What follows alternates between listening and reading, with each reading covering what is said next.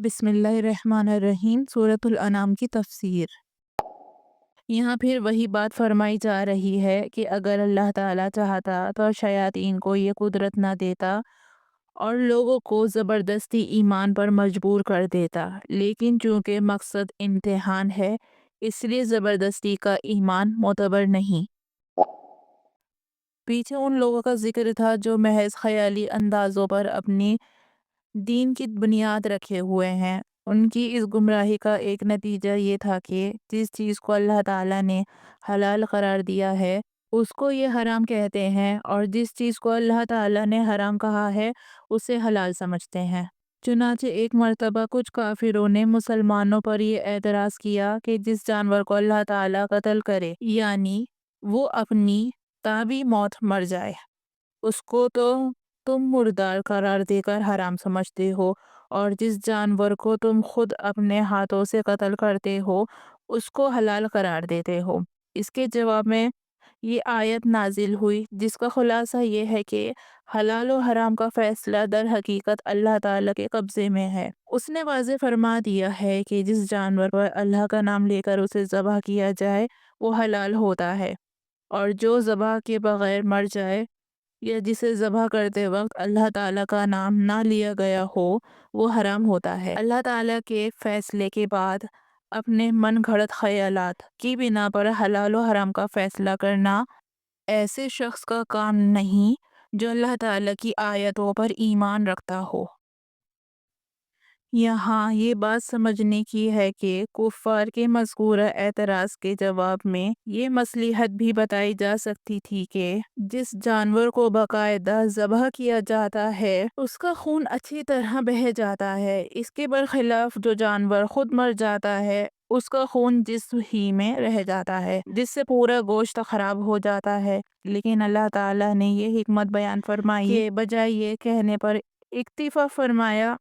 کہ جو چیزیں حرام ہیں وہ اللہ نے خود بیان فرما دی ہیں، لہٰذا اس کے احکام کے مقابلے میں خیالی گھوڑے دوڑانا مومن کا کام نہیں۔ اس طرح یہ واضح فرما دیا کہ اگرچہ اللہ تعالیٰ کے ہر حکم میں یقیناً مصلحتیں ہوتی ہیں، لیکن مسلمان کا کام یہ نہیں ہے کہ وہ اپنی اطاعت کو ان مصلحتوں کے سمجھنے پر موقوف رکھے۔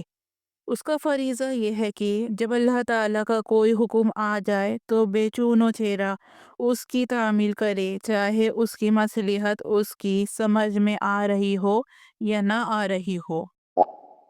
ظاہری گناہوں میں وہ گناہ بھی داخل ہیں جو انسان اپنی ظاہری اعضاء سے کرے، مثلاً جھوٹ، غیبت، دھوکہ، رشوت، شراب نوشی، زنا وغیرہ، اور باطنی گناہوں سے مراد وہ گناہ ہیں جن کا تعلق دل سے ہوتا ہے، مثلاً حسد، ریاکاری، تکبر، بغض، دوسروں کی بدخواہی وغیرہ۔ پہلی قسم کے گناہوں کا بیان فقہ کی کتابوں میں ہوتا ہے اور ان کی تعلیم و تربیت فقہا سے حاصل کی جاتی ہے، اور دوسرے قسم کے گناہوں کا بیان تصوف اور احسان کی کتابوں میں ہوتا ہے۔ ان کی تعلیم و تربیت کے لیے مشائخ سے رجوع کیا جاتا ہے۔ تصوف کی اصل حقیقت یہی ہے کہ باطن کے ان گناہوں سے بچنے کے لیے کسی رہنما سے رجوع کیا جائے۔ افسوس ہے کہ تصوف کی اس حقیقت کو بھلا کر بہت سے لوگوں نے بدعت و خرافات کا نام تصوف رکھ لیا ہے۔ یہاں روشنی سے مراد اسلام کی روشنی ہے اور لوگوں کے درمیان چلتا پھرتا ہو فرما کر اشارہ اس طرف کر دیا ہے کہ اسلام کا تقاضا یہ نہیں ہے کہ انسان مذہبی عبادت کو لے کر دنیا سے ایک طرف ہو کر بیٹھ جائے اور لوگوں سے میل جول چھوڑ دے، بلکہ اسلام کا تقاضا یہ ہے کہ وہ عام انسانوں کے درمیان رہے، ان سے ضروری معاملات کرے، ان کے حقوق ادا کرے، لیکن جہاں بھی جائے اسلام کی روشنی ساتھ لے جائے، یعنی یہ سارے معاملات اسلامی احکام کے تحت انجام دے۔ یہ مسلمانوں کو تسلی دی جا رہی ہے کہ کافر لوگ ان کے خلاف جو سازشیں کر رہے ہیں ان سے گھبرائے نہیں۔ اس قسم کی سازشیں ہر دور میں انبیاء کرام اور ان کے ماننے والوں کے خلاف ہوتی رہی ہیں، لیکن بالآخر انجام اہل ایمان ہی کا بہتر ہوتا ہے، اور دشمنوں کی سازشیں آخرکار خود انہی کو نقصان پہنچاتی ہیں۔ کبھی تو اسی دنیا میں ان کا یہ نقصان ظاہر ہو جاتا ہے اور کبھی دنیا میں ظاہر نہیں ہوتا، لیکن آخرت میں ان کو پتہ چل جائے گا کہ انہوں نے خود اپنے حق میں کانٹے بوئے تھے۔ یعنی جب تک خود ہم پر ویسی وحی نازل نہیں ہوگی جیسے انبیاء کرام پر نازل ہوتی رہی ہے، اور ویسے معجزات ہمیں نہیں دیے جائیں گے جیسے ان کو دیے گئے تھے، اس وقت تک ہم ایمان نہیں لائیں گے۔ خلاصہ یہ ہے کہ ان کا مطالبہ یہ تھا کہ ہم میں سے ہر شخص کو پوری پیغمبری ملنی چاہیے۔ اسی لیے اللہ تعالیٰ نے یہ جواب دیا کہ اللہ تعالیٰ ہی بہتر جانتا ہے کہ پیغمبری کس کو عطا کی جائے۔ انسان تو شیطانوں سے یہ مزے لیتے رہے کہ ان کے بہکائے میں آ کر اپنے افسانی خواہشات کی تکمیل کی، اور وہ گناہ کیے جن سے ظاہری طور پر لذت حاصل ہوتی تھی، اور شیطان انسانوں سے یہ مزے لیتے رہے کہ انہیں گمراہ کر کے خوش ہوئے کہ یہ لوگ خوب اچھی طرح ہمارے قابو میں آ گئے ہیں۔ دراصل وہ یہ کہہ کر اپنی غلطی کا اعتراف کر رہے ہوں گے اور غالباً آگے معافی بھی مانگنا چاہتے ہوں گے، لیکن یا تو اس سے آگے کچھ کہنے کا حوصلہ نہیں ہوگا، یا چونکہ معافی کا وقت گزر چکا ہوگا، اس لیے اللہ تعالیٰ ان کی بات مکمل ہونے سے پہلے ہی یہ فرمائیں گے کہ اب معافی تلافی کا وقت گزر چکا، اب تو تمہیں جہنم کی سزا بھگتنی ہی ہوگی۔ اس کا ٹھیک ٹھیک مطلب تو اللہ تعالیٰ ہی کو معلوم ہے، لیکن بظاہر استثناء کے اس جملے سے دو حقیقتوں کی طرف اشارہ مقصود ہے۔ ایک یہ کہ کافروں کے عذاب و ثواب کا فیصلہ کسی سفارش یا اثر و رسوخ کی وجہ سے تبدیل نہیں ہو سکتا، بلکہ اس کا تمام تر فیصلہ خود اللہ تعالیٰ کی مشیت کی بنیاد پر ہوگا، اور یہ مشیت اس کی حکمت اور علم کے مطابق ہوگی، جس کا ذکر اگلے جملے میں ہے۔ دوسری حقیقت جو اس استثناء سے ظاہر کی گئی ہے کہ کافروں کو ہمیشہ جہنم میں رکھنا معاذ اللہ تعالیٰ کی کوئی مجبوری نہیں ہے، لہٰذا اگر بالفرض اس کی مشیت یہ ہو جائے کہ کسی کو باہر نکال لیا جائے تو یہ عقلی اعتبار سے ناممکن نہیں ہے، کیونکہ اس کی مشیت کے خلاف کوئی اسے مجبور نہیں کر سکتا۔ یہ اور بات ہے کہ اس کی مشیت اس کے علم اور حکمت کے مطابق یہی ہو کہ کافر ہمیشہ جہنم میں رہیں۔ یعنی جس طرح ان کافروں پر ان کی ضد اور ہٹ دھرمی کی وجہ سے شیاطین کو مسلط کر دیا گیا جو انہیں بہکاتے رہے، اسی طرح ہم ظالموں کی بدعمالیوں کی وجہ سے ان پر دوسرے ظالموں کو مسلط کر دیتے ہیں۔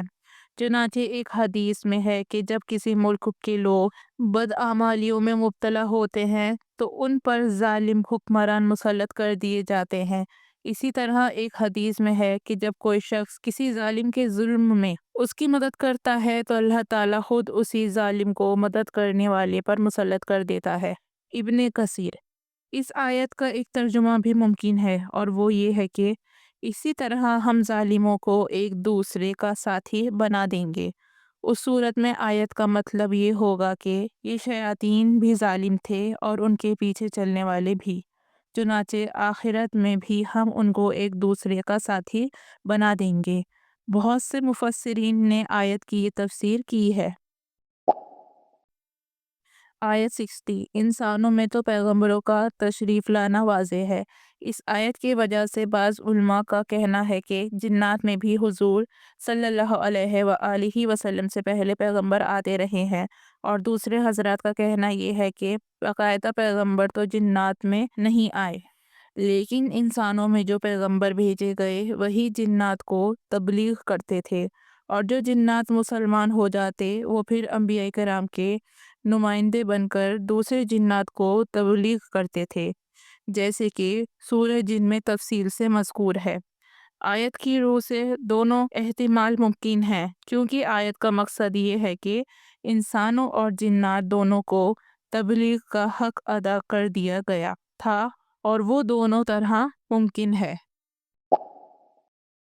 پیچھے آیت نمبر 23 میں گزرا ہے کہ وہ شروع میں جھوٹ بولنے کی کوشش کریں گے، لیکن جب خود ان کے ہاتھ پاؤں ان کے خلاف گواہی دے دیں گے تو وہ بھی سچ کہنے پر مجبور ہو جائیں گے۔ اس کا مطلب یہ بھی ہو سکتا ہے کہ ان بستی والوں کی کسی زیادتی کی وجہ سے ان کو ہلاک کرنا اللہ تعالیٰ کو اس وقت تک گوارا نہیں تھا جب تک انہیں انبیاء کرام کے ذریعے متوجہ نہ کر دیا جائے، اور یہ مطلب بھی ہو سکتا ہے کہ اللہ تعالیٰ خود یہ زیادتی نہیں کر سکتا تھا کہ پہلے سے متوجہ کیے بغیر لوگوں کو ہلاک کر دے۔ یعنی اس نے رسولوں کو بھیجنے کا جو سلسلہ جاری فرمایا، اس کی وجہ معاذ اللہ یہ نہیں تھی کہ وہ تمہاری عبادتوں کا محتاج ہے، وہ تو مخلوق کی عبادت سے بے نیاز ہے، لیکن اس کے ساتھ وہ رحمت والا بھی ہے، اس لیے اس نے پیغمبر بھیجے ہیں جو بندوں کو اس صحیح راہ عمل کی طرف متوجہ کرتے رہے جس میں ان کی دنیا اور آخرت دونوں کے لیے بہتری کا سامان ہو۔ جس طرح آج کے تمام لوگ ان لوگوں کی نسل سے نہیں ہیں جن کا اب کوئی پتہ نشان باقی نہیں رہا، اسی طرح اللہ تعالیٰ کو یہ بھی قدرت ہے کہ آج کے تمام لوگوں کو ایک ہی مرتبہ میں ختم کر کے دوسرے قوم پیدا کر دے، لیکن وہ اپنی رحمت کی وجہ سے ایسا نہیں کر رہا ہے۔ اس سے مراد آخرت اور جنت اور جہنم ہے۔ یہاں سے آیت نمبر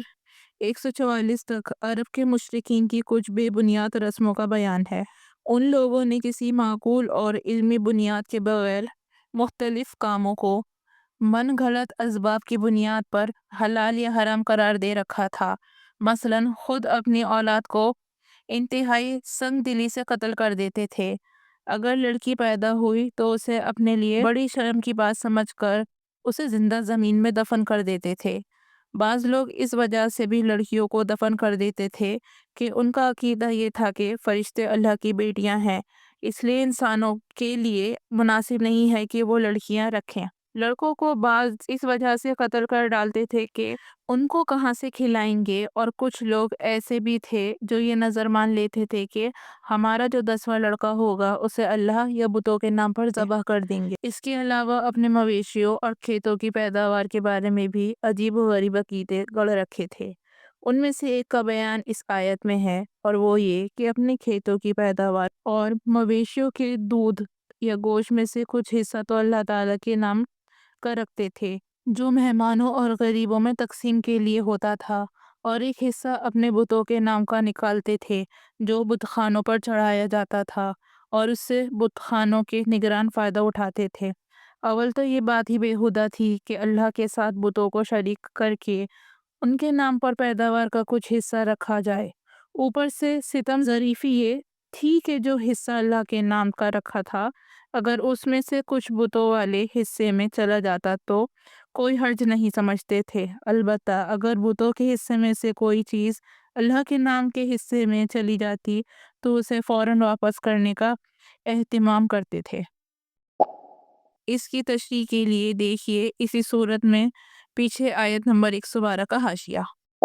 یہ ایک اور رسم کا بیان ہے جس کی روح سے وہ اپنے من گھڑت دیوتاؤں کو اپنے گمان کے مطابق خوش کرنے کے لیے کسی خاص کھیتی یا مویشی پر پابندی لگا دیتے تھے کہ ان کی پیداوار سے کوئی فائدہ نہیں اٹھا سکتا، البتہ جس شخص کو چاہتے اس پابندی سے مستثنی یعنی الگ کر دیتے تھے۔ ایک اور رسم یہ تھی کہ کسی سواری کے جانور کو کسی بت کے نام وقف کر دیتے تھے اور یہ کہتے تھے کہ اس پر سواری کرنا حرام ہے۔ بعض جانوروں کے بارے میں انہوں نے یہ طے کر رکھا تھا کہ ان پر اللہ کا نام نہیں لیا جا سکتا، نہ ذبح کرتے وقت، نہ سواری کے وقت، اور نہ ان کا گوشت کھاتے وقت، چنانچہ ان پر سوار ہو کر حج کرنے کو بھی ناجائز سمجھتے تھے۔ یعنی بچہ اگر زندہ پیدا ہو جائے تو صرف مردوں کے لیے حلال ہوگا، عورتوں کے لیے حرام، لیکن مردہ پیدا ہو تو مردوں عورتوں دونوں کے لیے حلال۔ تشریح کے لیے دیکھیے پیچھے آیت نمبر 99 کا حاشیہ۔ اس سے مراد عشر یعنی اسلامک لاء میں کراپ ٹیکس ہے جو زرعی پیداوار پر واجب ہوتا ہے۔ مکی زندگی میں اس کی کوئی خاص شرح مقرر نہیں تھی، بلکہ جب تک کٹائی کا وقت آتا تو کھیتی کے مالک پر فرض تھا کہ جو فقراء اس وقت موجود ہوں ان کو اپنی ثوابدید کے مطابق کچھ دے دیا کرے۔ مدینہ منورہ پہنچنے کے بعد اس کے مفصل احکام آئے اور حضور صلی اللہ علیہ وآلہ وسلم نے اس کی تفصیل یہ بیان فرمائی کہ برانی زمین پر پیداوار کا 10واں حصہ اور نہری زمینوں پر 20واں حصہ غریبوں کا حق ہے۔ آیت نے بتایا ہے کہ یہ حق کٹائی ہی کے وقت ادا کر دینا چاہیے۔ زمین سے لگے ہوئے ہونے کا ایک مطلب تو یہ ہے کہ ان کا قد چھوٹا ہوتا ہے، جیسے بھیڑ بکریاں، اور دوسرا مطلب یہ ہے کہ ان کی کھال زمین پر بچھانے کے کام آتی ہے۔ مطلب یہ ہے کہ تم لوگ کبھی نر جانور کو حرام قرار دے دیتے ہو، کبھی مادہ جانور کو، حالانکہ اللہ تعالیٰ نے یہ جوڑا پیدا کرتے وقت نہ نر کو حرام کیا تھا نہ مادہ کو۔ اب تم ہی بتاؤ کہ اگر نر ہونے کی وجہ سے کوئی جانور حرام ہوتا ہے تو ہمیشہ نر ہی حرام ہونا چاہیے، اور اگر مادہ ہونے کی وجہ سے حرمت آتی ہے تو ہمیشہ مادہ ہی حرام ہونی چاہیے، اور اگر کسی مادہ کے پیٹ میں ہونے کی وجہ سے حرمت آتی ہے تو پھر بچہ نر ہو یا مادہ ہر صورت میں حرام ہونا چاہیے۔ لہٰذا تم نے اپنی طرف سے جو احکام گڑھ رکھے ہیں، نہ ان کی کوئی علمی یا عقلی بنیاد ہے اور نہ اللہ تعالیٰ کا کوئی حکم ایسا آیا ہے۔ مطلب یہ ہے کہ جن جانوروں کو بت پرستوں نے حرام قرار دے رکھا ہے، ان میں سے کسی جانور کے بارے میں مجھ پر اللہ تعالیٰ کی طرف سے کوئی ممانعت کا حکم ان 4 چیزوں کے سوا نہیں آیا۔ اس کا یہ مطلب نہیں ہے کہ دوسرے جانوروں میں بھی کوئی جانور حرام نہیں، چنانچہ حضور صلی اللہ علیہ وآلہ وسلم نے ہر قسم کے درندوں وغیرہ کے حرام ہونے کی وضاحت فرما دی ہے۔ اگر آدمی بھوک سے بے تاب ہو اور کھانے کے لیے کوئی حلال چیز میسر نہ ہو تو جان بچانے کے لیے ان حرام چیزوں میں سے کسی چیز کا کھانا بقدر ضرورت جائز ہو جاتا ہے۔ ان چیزوں کی حرمت کا یہ حکم پیچھے سورہ بقرہ کی آیت 73 اور سورہ مائدہ کی آیت نمبر 3 میں بھی گزرا ہے، اور آگے سورہ نحل کی آیت نمبر 115 میں بھی آئے گا۔ جھٹلانے والوں سے یہاں براہ راست تو یہودی مراد ہیں، کیونکہ وہ اس بات کا انکار کرتے تھے کہ مذکورہ چیزیں ان پر ان کی سرکشی کی وجہ سے حرام کی گئی تھیں۔ ضمناً اس میں مشرکین عرب بھی داخل ہیں جو قرآن کریم کی ہر بات کا انکار کرتے تھے، جن میں یہ بات بھی شامل تھی۔ دونوں فریقوں سے یہ کہا جا رہا ہے کہ اگر ان کے قرآن کو جھٹلانے کے باوجود ان پر کوئی فوری عذاب نہیں آ رہا ہے، بلکہ دنیا میں انہیں خوشحالی بھی میسر ہے، تو اس کی وجہ یہ نہیں ہے کہ اللہ تعالیٰ ان کے عمل سے خوش ہے۔ اس کے بجائے حقیقت یہ ہے کہ اس دنیا میں اللہ تعالیٰ کی رحمت اتنی وسیع ہے کہ وہ اپنے باغیوں کو بھی رزق دیتا ہے اور خوشحالی سے نوازتا ہے۔ البتہ یہ بات طے ہے کہ ان مجرموں کو ایک نہ ایک دن عذاب ضرور ہوگا، جسے کوئی ٹال نہیں سکتا۔ یہ پھر وہی بیہودہ دلیل ہے جس کا جواب بار بار دیا جا چکا ہے، یعنی یہ کہ اگر اللہ کو شرک ناگوار ہے تو وہ ہمیں شرک پر قدرت ہی کیوں دیتا ہے؟ جواب بار بار دیا گیا ہے کہ اگر اللہ تعالیٰ ساری دنیا کو اپنی قدرت کے ذریعے زبردستی ایمان پر مجبور کر دے تو پھر امتحان ہی کیا ہوا؟ دنیا تو اسی امتحان کے لیے پیدا کی گئی ہے کہ کون شخص اپنی سمجھ اور اپنے اختیار سے وہ صحیح راستہ اختیار کرتا ہے جو اللہ تعالیٰ نے ہر انسان کی فطرت میں بھی رکھ دیا ہے اور جس کی طرف رہنمائی کے لیے اتنے سارے پیغمبر بھیجے ہیں۔ یعنی تم تو فرضی دلائل پیش کر رہے ہو، لیکن اللہ تعالیٰ نے پیغمبروں کو بھیج کر اپنی حجت پوری کر دی ہے، اور ان کے بیان کیے ہوئے دلائل دلوں میں اترنے والے ہیں۔ ان کی تصدیق اس حقیقت نے بھی کر دی ہے کہ جن لوگوں نے انہیں جھٹلایا وہ اللہ تعالیٰ کے عذاب کے شکار ہوئے۔ لہٰذا یہ بات تو صحیح ہے کہ اگر اللہ تعالیٰ چاہتا تو سب کو زبردستی ہدایت پر لے آتا، لیکن اس سے تمہاری یہ ذمہ داری ختم نہیں ہوتی کہ تم اپنے اختیار سے پیغمبروں کے ناقابل انکار دلائل کو قبول کر کے ایمان لے آؤ۔ یعنی بے حیائی کے کام جس طرح کھلم کھلا کرنا منع ہے، اسی طرح چوری چھپے بھی منع ہے۔ خرید و فروخت کے وقت ناپ تول کا پورا لحاظ رکھنا واجب ہے، لیکن اللہ تعالیٰ نے یہ واضح فرما دیا کہ اس معاملے میں طاقت سے زیادہ مین میخ نکالنے کی بھی ضرورت نہیں۔ انسان کو پوری کوشش کرنی چاہیے کہ ناپ تول ٹھیک ہو، لیکن کوشش کے باوجود تھوڑا بہت فرق رہ جائے تو وہ معاف ہے۔ اللہ کے عہد میں وہ عہد بھی داخل ہے جس میں براہ راست اللہ تعالیٰ سے کوئی وعدہ کیا گیا ہو اور وہ عہد بھی جو کسی انسان سے کیا گیا ہو مگر اللہ تعالیٰ کی قسم کھا کر یا اس کو گواہ بنا کر کیا گیا ہو۔ اس سے مراد قیامت کی آخری نشانی ہے جس کے بعد ایمان قبول نہیں ہوگا، کیونکہ معتبر ایمان وہی ہے جو دلائل کی بنیاد پر ایمان بالغیب ہو۔ کسی چیز کو آنکھوں سے مشاہدہ کر کے ایمان لانے سے امتحان کا وہ مقصد پورا نہیں ہوتا جس کے لیے یہ دنیا پیدا کی گئی ہے۔ کفار کبھی کبھی مسلمانوں سے یہ بھی کہتے تھے کہ تم ہمارے مذہب کو اپنا لو،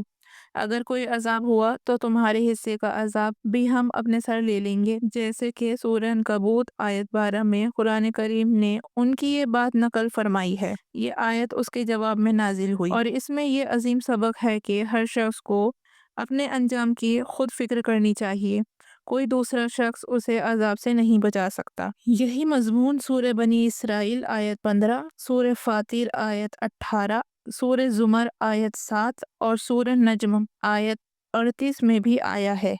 اس کی مزید تفصیل انشاءاللہ سورہ نجم میں آئے گی۔